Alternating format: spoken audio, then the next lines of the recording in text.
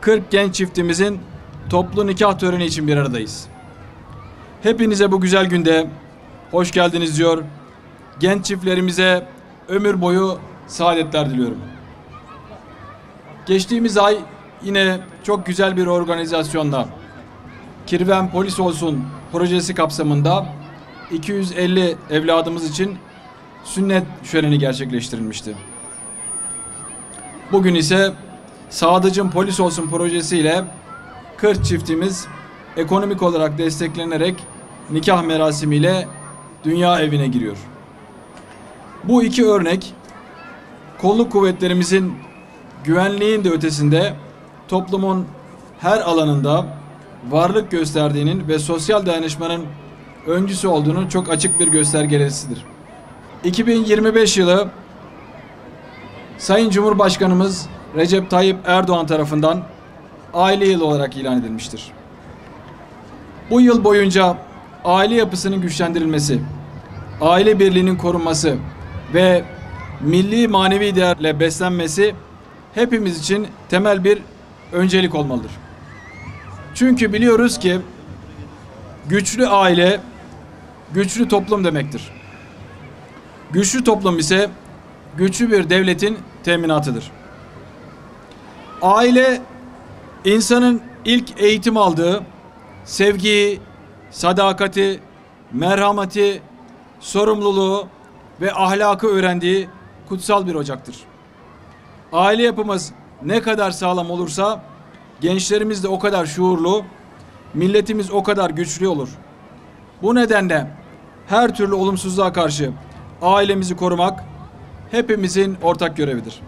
Sevgili gençler, bugün attığınız bu imzalar sadece bir evliliğin değil, aynı zamanda toplumsal birlikteliğin, sevgi ve sadakatin de sözüdür. Sayın Cumhurbaşkanımızın 2025 yılını aile yılı ilan etmesi bu merasimi düzenlememiz için en büyük motivasyonumuzdur.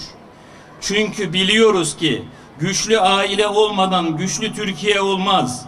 Bugün Siirt Emniyet Müdürlüğü bahçesinde kurulan her çadır birliğimizin, kardeşliğimizin, ortak geleceğimizin çadırıdır.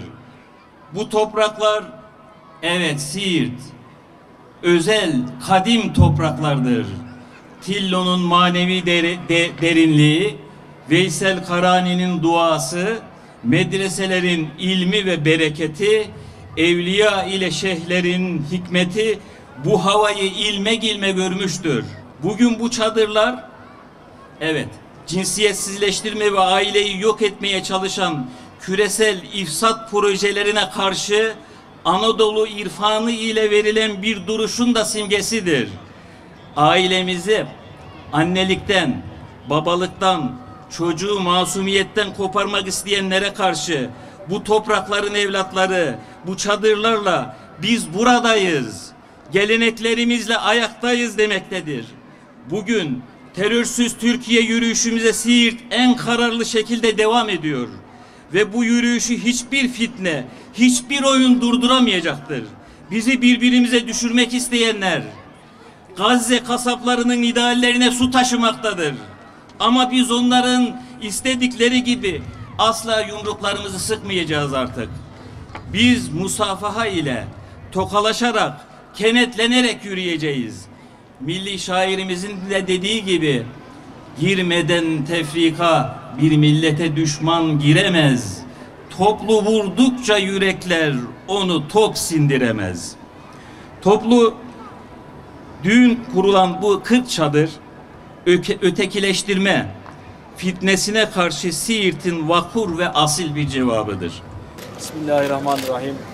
Allah bir yastıkta kocasın inşallah.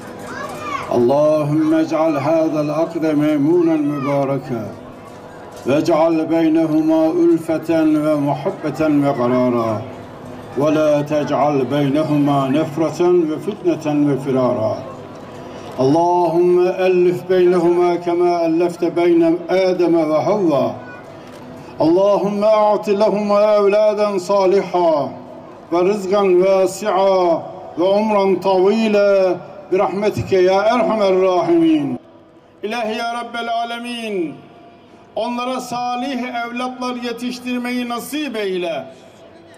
Evlatları sana razı olacağın ibadet ve fiilleri yapacak halde yetiştirmeyi cümlesine nasip eyle ya Rabbi. Sağlık, sıhhat, afiyetler nasip eyle. Aralarındaki sevgiyi ve muhabbeti artır ya Rabbi.